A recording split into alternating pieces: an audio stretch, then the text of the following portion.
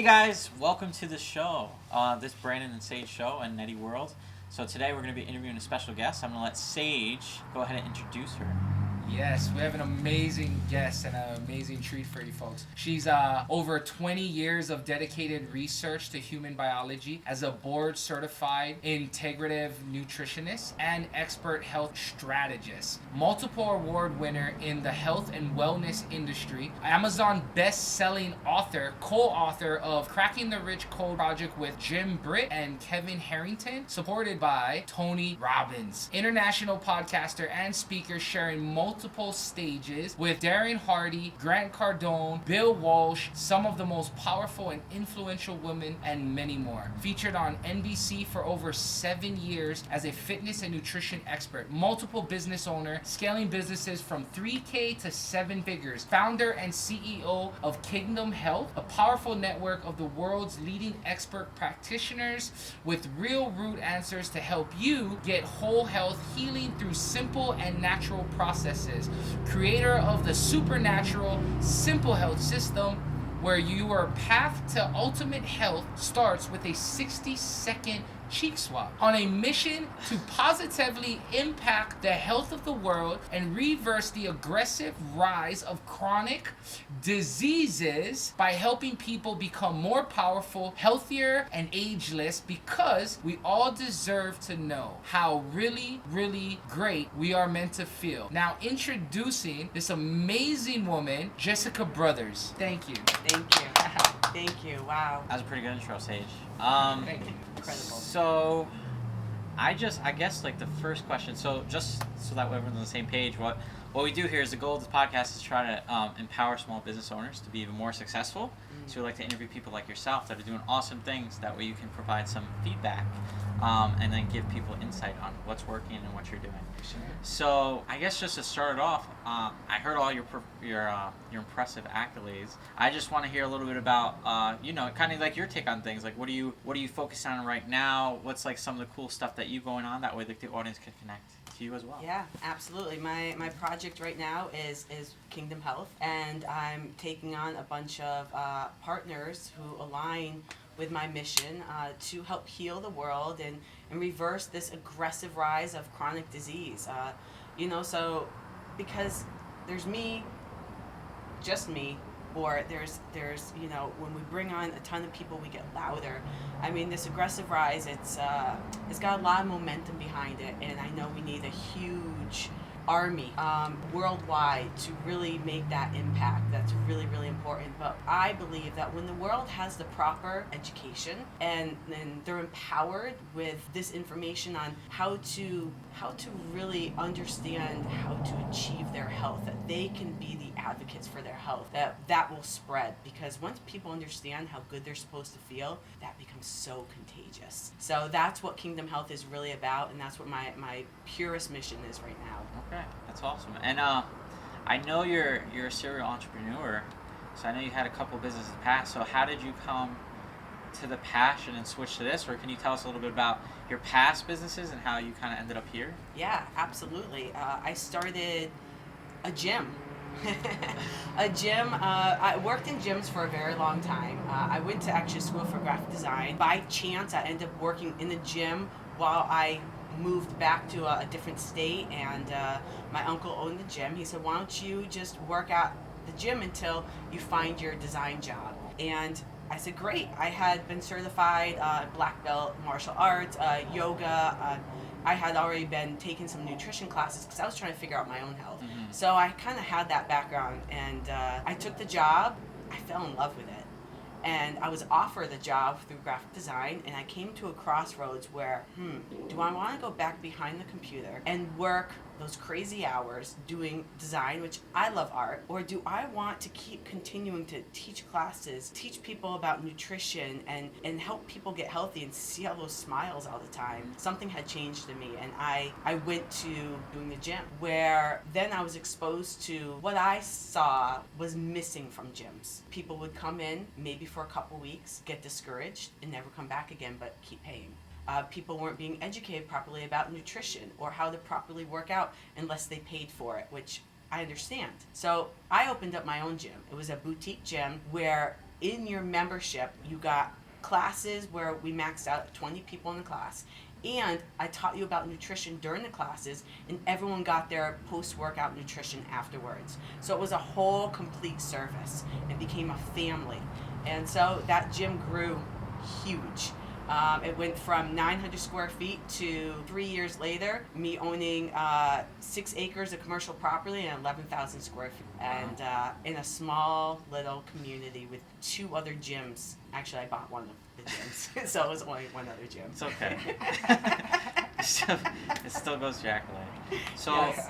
I guess from that question, because that intrigues me, because obviously you started from the ground up, I'm Yes. assuming, right? Absolutely. So a couple questions come to mind. So it sounds like you were able to build like a really, really big community around you. And I personally, Sage, you can agree with me in this or not, I think building a community is very important when it comes to running a business, because then it's like kind of building that attractive character and getting people around you to grow it. So what are some of the things that you did to build that community? Like, how did you get it to scale so fast and also keep people in an industry when people are typically leaving or they're not joining? Like, how did you create that, I guess, that attraction and that momentum? I think my mentor Bill would be really proud of this. Relationships. Mm. The gym that I was working at before I opened up my own, I had created such a huge following that I took that gym, and in 1 year I grew it by 37%. It had 6 or 7 classes a week, and I expanded it to 20-something classes a week, where to the point where there were waiting lists. I was calling people as people were canceling to get into the next class. And people knew that I led all those classes. So when I left that, I had people come with me before my gym was even open, and they just brought their friends. And so I had no advertising. I didn't even have a sign to my gym because the building was a warehouse, and they didn't allow signage by the front, the road. So it was all literally by word of mouth and my relationships with these people that I had grown from the gym I had worked in. Mm-hmm. So, and just educating them, because once I educated them and taught them and provided clarity on how to really work out, how to really get results, they were so grateful. They're like, oh my God, you got to know this. Oh my God, you got to come in and see Jessica. And I was just there. I showed up, I created relationships, and I cared. I really, truly just cared about them. And it just attracted people. That's awesome. They were able to see your care through your action. Yes. Right? Yes. That's amazing. Yes. So with that being said, and it all started from a 900 square foot warehouse, right? With $3,000 in my sock drawer. With $3,000 in your sock Maybe it was drawer. like $3,500. Yes. Oh, That's, man. yes. So you were like in the negotiations of the lease, you were making sure that everything yes. needs to. Absolutely. Awesome. How did you get the equipment, or was there no equipment? It was all dumbbells, kettlebells, Muay Thai bags. Oh, no, they were just boxing bags at that point. Mats, mirror, music. That's pretty much it. There was, and I had a pump bar set, which is buildable barbells. And that's all we had. There was nothing else in that gym. It was all classes and nutrition. That's it. Nice. So what I always find is that a lot of times, people always focus on the end result, right? Because like obviously you grew those businesses and then you sold them, right? You kind of exited out, which we'll talk about. But I guess going back to the beginning, because I get that you grew it through word of mouth marketing. How did you go about, like, in your sock drawer, you got $3,500. You're obviously, I'm assuming you're somewhat nervous and scared because you're leaving like your old job and everything. How did you go about getting your first couple of clients and then building that momentum and then even growing a team around you? Yeah, well, I'm going to be completely honest here. The gym I was at, my uncle's gym, I was there, I don't even know, 6 years.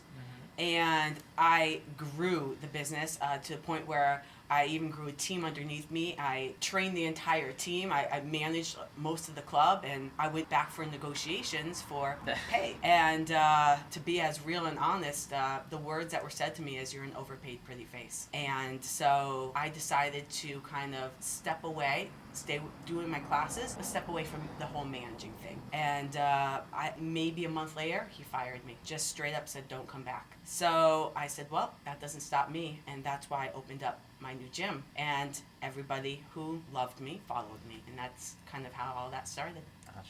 So you built a following. you got it going. Sure did. Yeah. And then how about, let's talk about, because I'm interested to know this, because a lot of people, there's like, you know, a few stages of entrepreneurship, right? So when people, there's like the wantrepreneur, and then you build up, and then you start becoming like more of the solopreneur. And obviously it sounds like the level of success that you achieved, you kind of went to entrepreneur and possibly even like megapreneur, right? So how did you go from just doing everything by yourself to growing to having a team and systems in place? A lot of learning lessons. Mm-hmm. Hiring coaches because I was burnt out. I'm a perfectionist, and you know, if you want something done right, do it yourself. And just from childhood stuff, I said I don't need anybody. I can do everything myself. But realizing that when I kept hitting brick walls, like invisible ones though. Like, why can't I go any further?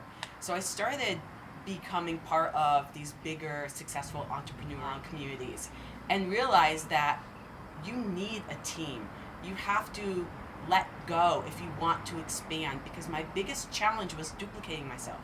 It's like, I can't grow anymore. I can't duplicate. Everybody wants me. If I hire other fitness instructors, everyone's like, well, I want Jessica. If I hire other nutritionists, well, I want Jessica. And that was the challenge. I only had so much time. So I had to understand how to scale and how to build a team that could mimic me the best. So it was really that eye-opener of, well, I'm getting burnt out. I'm hitting these brick walls. And I learned the value of having a team. So I had to start trusting people and understanding how to train people and find or attract a team. And there was a lot of learning lessons in that as well. It's not easy. No, it's not at all. No. So that sounds kind of like something that we've actually got into, is the law of replication. Yeah. Right? So with that being said, I have a question. When you were going through that process, how did you, I guess, clone yourself? Systems and processes. Systems and processes. Yes. Very thorough, I'm guessing. Very Okay. thorough. I'm very detail-oriented. Okay. So I found Google Drive, and I said, you know what? This is what I'm going to do. I'm going to screen record myself doing everything that I do, and create a Google document with links to all the videos. This is the process. Watch me do it. This is the process. Watch me do it. So it was 1 or 2 sheets of, this is your job, and here's the videos of watching me do it. Here's all your scripts, everything. And so when people would onboard, they had their own folder with all these processes pre-done. So that is how they trained.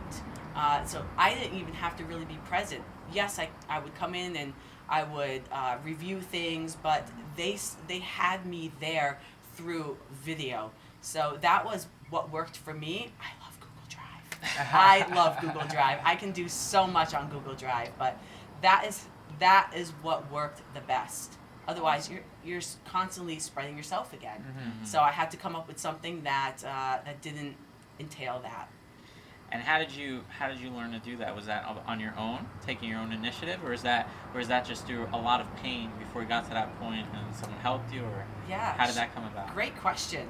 I came across this woman on Facebook. She was doing a program, a coaching program, like build your own coaching program. Okay. And so I bought it. She was with her dog, and I'm like, you know what? That's so cute. I'm buying it. You know, I don't know. It just goes to show how we buy, right? Yeah. And she built everything through Google Drive. She didn't have a website. She didn't have like a platform for her coaching program. She built everything through Google Drive. I'm like, that is genius. So I took that and I implement it through everything in my business. And it simplified everything. I still use those things today for my teams, because my team is international today. So it's the best way to communicate. Oh, that's awesome. And I guess it sounds like you kind of had your business pretty much smooth sailing. So in my eyes, right, the way I see it is, if you have business successful, right, you either kind of cruise through where you're at right there, or you either sell it and exit. So obviously you sold an exit. So what led to that decision, and then how does that tie into your next venture? How did you find your passion for this? Yeah, that's a great question. It's great how the universe shows you what your next step is. That gym was, the gym's awesome because it was for the community. and it built to a pretty large facility, which it wasn't just boutique anymore. We still had the boutique classes and we had a dojo in it. But once I bought the other gym as well, I adopted, a 24-hour style where you could key card in, and it had cardio. We had a powerlifting team. We had bodybuilding.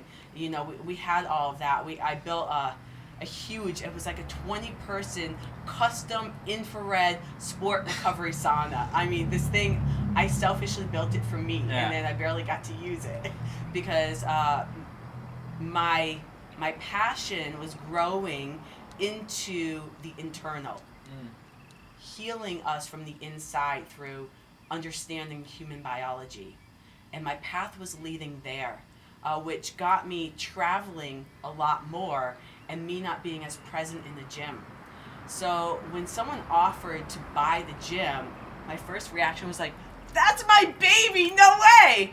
And then I sat back and I meditate a lot, and it came to me, you know what, Jessica, this is a blessing because you're giving it to people. You're gonna pass it on to people who are in the community, care about the community, and know business, and that's good hands because you're no longer present. And it's gonna allow you to nurture this thing that is now fulfilling your heart. And so I said, that is what I'm going to do. I know my new mission in life. I know my purpose. I hear it, and I'm gonna pass the gym on. So that's what I did. That's awesome. And I guess the question arises, right? Because obviously you went through your own journey, you travel. I know there's like a secret story in Dubai that nobody, we can't share. But I'm open to anything. So maybe we'll share. It'll be a tell-all here. Yes. First tell-all for Dubai. So looking back, obviously you gain a lot of wisdom. You go into your new business now. What if you could talk to your old self when you were building all this? What's something you would say to make that process smoother or easier for you? Because I'm sure there was a lot of pain and struggle throughout that. So what's one thing that you would have done a little bit different, or would have helped you along the way a little bit smoother? First off, I wouldn't do anything different. There's never a regret because I wouldn't be right here in this spot right now, who I am, without all of that happening exactly as it did.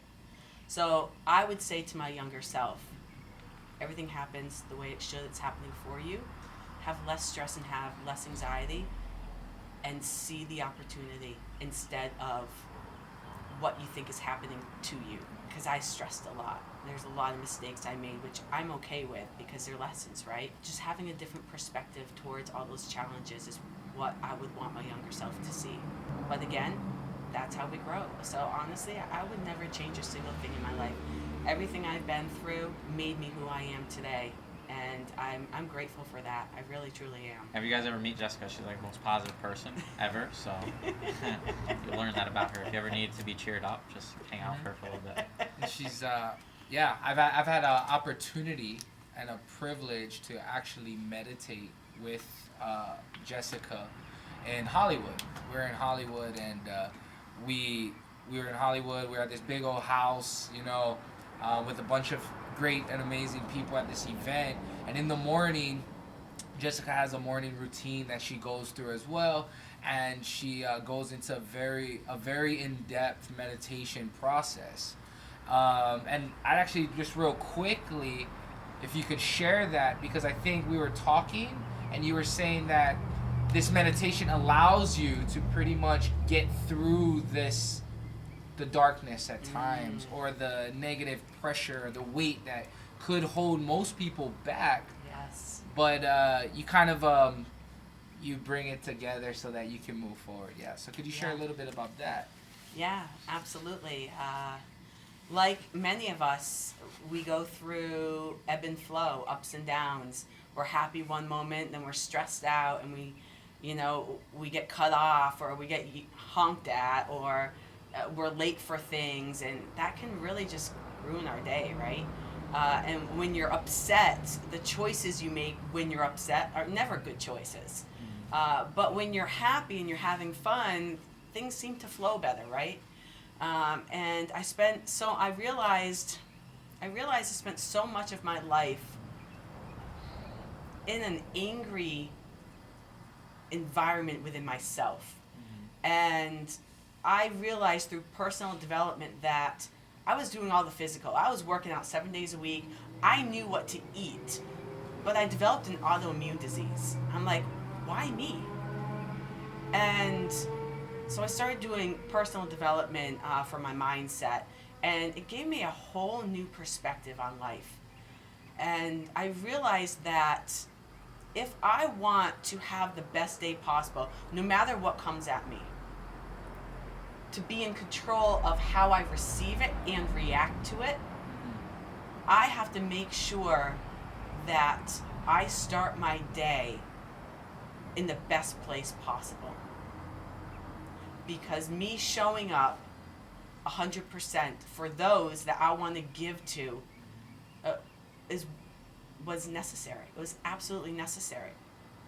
So I created a morning routine to kind of get myself happy in the morning. And I was never a morning person up until this point. I mean, maybe 6 years ago, this really happened. And because the joke used to be, don't wake up Jessica before the 9s. Like 9 a.m., if you wake me up before 9 a.m., I'm pissed. Hopefully I can see that. You know, because I wouldn't go to bed until midnight, 1, 2 o'clock in the morning, working, right? I know people can relate, oh, one more thing, especially if you're addicted to work, let's just say. And I was much addicted to work. I'm like, all right, enough is enough. I want to become a morning person. How do I do that? Well, let me tell you, I started getting up early, and the first month I was a zombie. By 4 o'clock in the afternoon, I was angry. I was a horrible person. I really felt like a horrible person. No way. I did. I was horrible. I was hangry all the time. I was just like short-tempered. I'm like, this is not working. So I went back to like sleeping in late. And then I read this book that said it's really important how you wake up. Because I was waking up and working. That's what I was doing. I was waking up and going right to my computer and working. And it didn't give my cup, myself, any kind of fulfillment. So I learned that you have to fulfill yourself in the morning. So I'm like, okay, what fulfills me? That's a freaking hard question. Yes. Like, I don't know what fulfills me. So I just start experimenting. Well, I got to work out because that way it gets done, you know? Because I realized that if I didn't work out in the morning, sometimes it didn't get done that night because I was so busy and I would beat myself up over it. And I didn't like that feeling because that didn't help me. That didn't put me in a good mood. So I just started experimenting. Okay, what things are good? Well, water is good for my body. So when I wake up, I'm going to start drinking a full glass of water. And it felt really good. All right, well, then I'm going to work out because I need movement. So that means I need my pre-workout nourishment. I need to do my workout, then my post-workout nourishment. Okay, so I started creating that thing. Then I started reading about sleep and you know, the effects of sleep and optimal sleep and sleep cycles and all of that. I'm like, okay, so what's my sweet spot for how many cycles I need? And I realized that when you press the snooze button, that's not good for your sleep at all. So I'm like, all right, iPhones, turn off the snooze. And then I realized I hate that alarm sound in the morning. It's waking me up being like, shut up, you know? So I changed it to a song that inspires me. So little by little, I started building this morning routine, which is now like a 3-hour routine. Doesn't have to be 3 hours, you know? And part of it, then it became writing my goals, my intentions, being grateful, naming things around me that I love, to breathing for oxygen and meditation and this whole thing, waking up before the sun, greeting the sun with my pre-workout and talking to it and all this stuff. And like, this is what makes me happy. Feeling that first sun, not only is it super nourishing to your body, but that sun on my face is on the top of my list. That's why I live in Las Vegas. It's sunny. And me having the sun on me, just, I feel like the sun goddess. Like, it powers me. So that's how I kind of create my morning routine, and it fills me up. It makes me happy. So when I go out in the world, like, I'm buzzing. Oh, yeah. I'm buzzing, and I have so much to give. So much. And I wanted to bring that up because I didn't mention earlier, but the mansion we were staying at was we were there with our good friends at VIP Ignite Live, right? Michael Fomkin and Deneen White and Alicia Kback, sorry. But the reason I bring them up as well is because we were at this, they throw an event, and they threw a very big event in Hollywood. And so we have 150 people coming through. And so Jessica, the moment they walked into the door, right, and anybody out there that's ever tried to get into the entertainment industry or whatnot, you get nervous, right? Jessica, as soon as any person, 140 to 150 people, as soon as they walked into the door, I would hear her, and she would give just massive positivity. Like massive I mean, she would compliment you. She would brighten your day. People are rushing in LA traffic, and I would just see Jessica bring the light out of them. And so I guess now we know her secret, right? So take notes. Real quick before we move on, because I know we have other questions, I would like the audience to know that book, because that book seems like it might have, helped guide this new process that you now live by. So could you just share the book and the author? What is it? The Miracle Morning? Miracle Morning? The Miracle Morning taught me to do things for yourself in the morning. I don't remember the framework of it, of what it teaches you. Mm-hmm. I'm probably much further from it. Maybe I'm not. Yeah. It's okay. But the Miracle Morning, and I can see her face who wrote it. I think it's a female. I could be. I've read so many books. But the Miracle Morning. Yes, the Miracle Morning. Yeah. Thank you for that. Absolutely. Yeah. Changed my life changed my mornings. I was successful, You were. I was no longer a hangry zombie. Yeah, awesome. And then just real quick before we move on, because I know we have a couple more questions. You're good. To ask, but real quick. So when you read The Miracle Morning, was this before, during, or after you sold your gym? Before, yes. I just recently sold my gym. And this whole Miracle Morning thing was 6 years ago. So that's how important, if everybody wants to see a case study of how important it is to invest in your mornings, right? And pretty much get to a state, right? A positive state where you're full of energy. This is the outcome that could come about. I'm seeing. That's kind of the pattern I'm seeing with you. Is as soon as you were able to change hangry Jessica into happy Jessica, and then your whole life changed. Yeah, it really did. The compound effect. I mean, it's been almost 7 years now since that, and wow, what a huge difference. Huge difference. Awesome.